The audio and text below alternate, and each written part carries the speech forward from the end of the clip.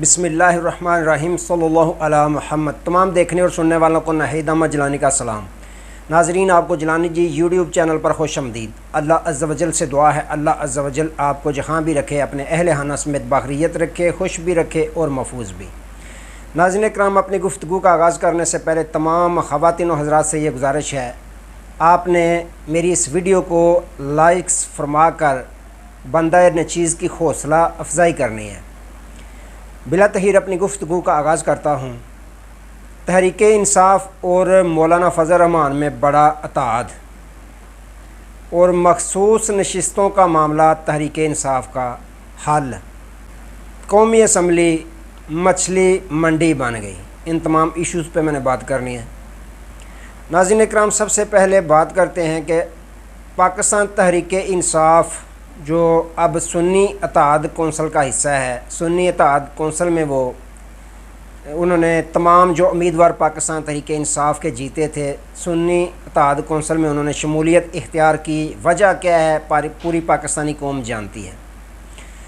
अच्छा, जब पाकिस्तान तहरीक इंसाफ से सबसे पहले इलेक्शन कमीशन ऑफ पाकिस्तान ने बल्ले का निशान छीना, उसके बाद पेशावर हाई कोर्ट ने दोबारा बल्ले का निशान तहरीक इंसाफ को वापस दे दिया। इलेक्शन कमीशन चला गया सुप्रीम कोर्ट ऑफ पाकिस्तान में। सुप्रीम कोर्ट ऑफ पाकिस्तान ने भी बल्ले का निशान तहरीक इंसाफ से छीन लिया।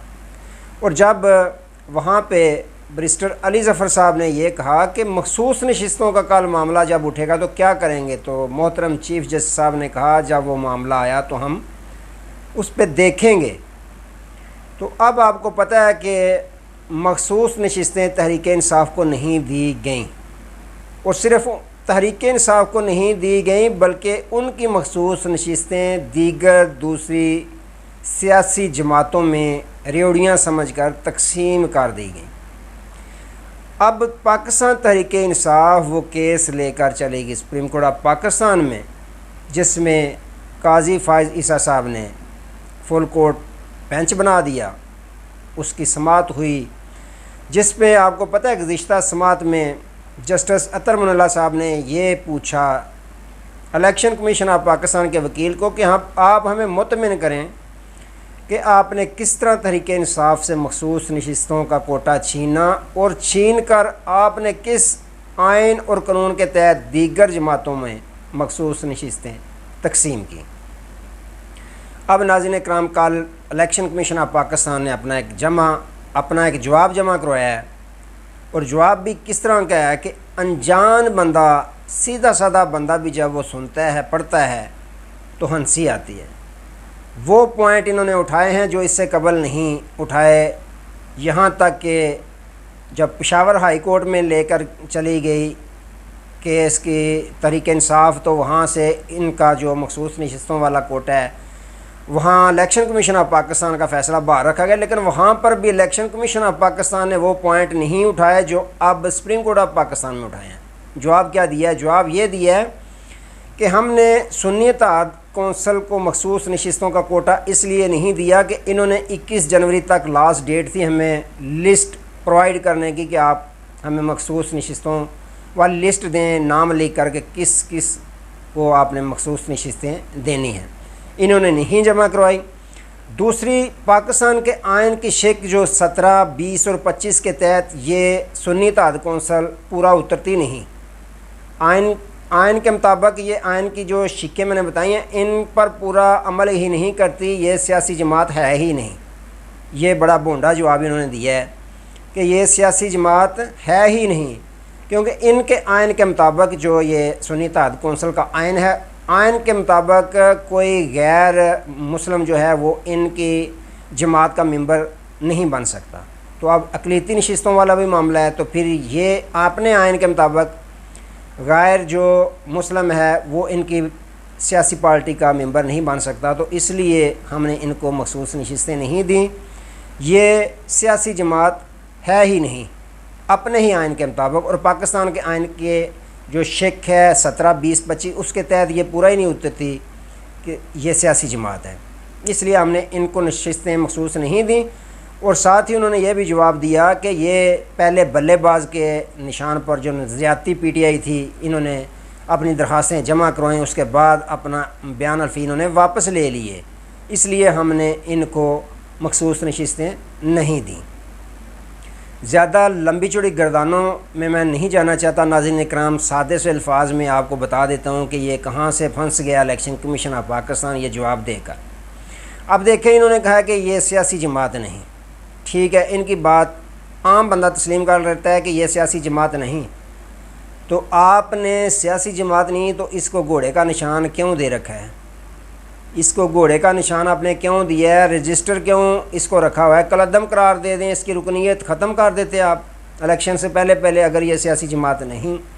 एक दूसरी ये कि अगर ये सियासी जमात नहीं तो आपने सुन्नी इत्तेहाद कौंसिल का अपोजिशन लीडर क्यों मुकर्रर किया? क्यों उसके नाम उमर अयूब साहब के नाम का नोटिफिकेशन किया? दूसरी बात। तीसरी बात यह है कि अभी हाल ही में आपने पार्लिमानी लीडर जो है जरताज गुल साहिबा, उनके नाम का नोटिफिकेशन आपने सुन्नी इत्तेहाद कौंसिल की तरफ से क्यों किया है? अब आप खुद कह रही हैं ये सियासी जमात नहीं, अब खुद ही नोटिफिकेशन भी करते जा रहे हैं, तो ये इनके फ़ैसले जो हैं इनके गले पड़ेंगे नाज़रीन इकराम, कि ये एक तरफ कह रहे हैं कि ये जमात सियासी है ही नहीं है, दूसरी जानब ये उनके नाम के नोटिफिकेशन कर रहे हैं पार्लिमानी लीडर के और अपोजिशन लीडर के। तो ये दो काम जो हैं इनके गले की हड्डी बन जाएगी, इनको मखसूस नशिस्तें तहरीक इंसाफ को लुटाना पड़ेंगी। दूसरी ये है कि किस आइन और कानून के तहत ये पाकिस्तान तहरीक इंसाफ के मखसूस नशिस्तों का कोटा दीगर जमातों में बांट रहे हैं। पाकिस्तान का आइन इसकी इजाज़त ही नहीं देता। तो यहाँ पे इलेक्शन कमीशन ऑफ पाकिस्तान फंस रहा है और पाकिस्तान तहरीक इंसाफ या दूसरे अल्फाज में सुन्नी इत्तेहाद कौंसिल को ये नशिस्तें जो मखसूस नशिस्तें ये मिलने जा रही हैं। आप देख लीजिएगा जब फैसला आएगा, ये नशिस्तें पाकिस्तान तहरीक इंसाफ को मिलने जा रही हैं। सिर्फ और सिर्फ सुन्नी इत्तेहाद कौंसिल की मखसूस नशिस्तों का कोटा का केस नहीं है, इस केस के साथ बड़ा कुछ जुड़ा हुआ है। पाकिस्तानी कौम जानती है इसके साथ ही मखसूस नशिस्तों के कोटे के साथ ही बड़ी बड़ी एक्सटेंशन होनी है।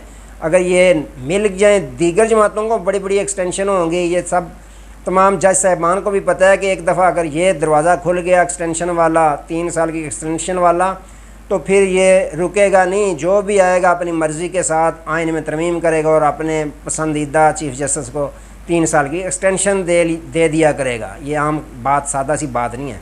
नाज़रीन इकराम, एक तरफ ये हुआ, दूसरी तरफ आज कौमी असम्बली का इजलास था जो जारी है, मछली मंडी बन गया।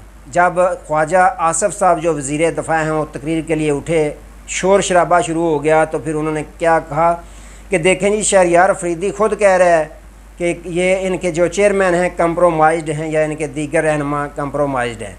फिर शहरयार अफरीदी साहब भी उठे, उन्होंने कहा देखें ख्वाजा साहब, सफ़ेद बालों की हया तो अल्लाह तबारक व तआला भी करता है, लेकिन आपको अपने सफ़ेद बालों का भी ख्याल नहीं।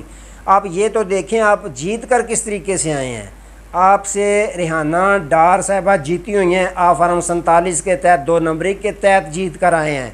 ये हमारा अपना मामला है, हमारी अपनी पार्टी का मामला है। आप कौन होते हैं हमें तनकीद करने वाले? तो नाज़रीन इकराम, फिर अपेक्स कमेटी का जो इजलास बैठा था जिसमें तमाम वज़राए आला भी शिरकत जिन्होंने की, उसमें यह फ़ैसला किया गया कि ये जो दहशतगर्दी है उसके ख़िलाफ़ अज़्म इस्तेकाम जो है ऑपरेशन किया जाएगा। इससे कबल भी आपको पता है बड़े ऑपरेशन हुए हैं।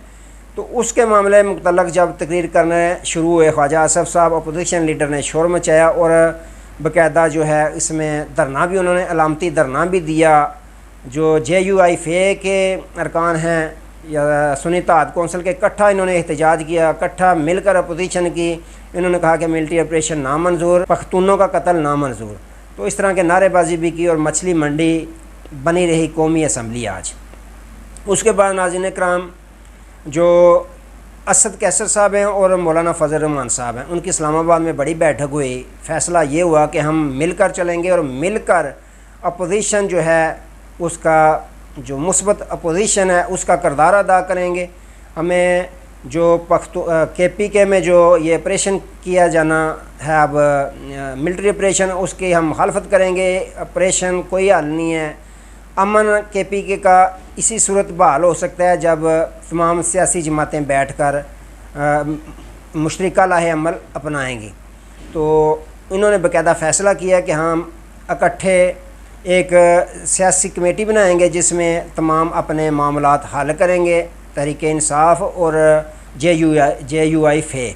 तो इनका आपस में इत्फाक़ हो गया कि हम मिलकर अपोजिशन करेंगे, मुस्बत अपोजिशन का किरदार अदा करेंगे। और ये जो फ़ौजी ऑपरेशन है KPK में, ये कोई भी अमन के लिए ज़रूरी नहीं है।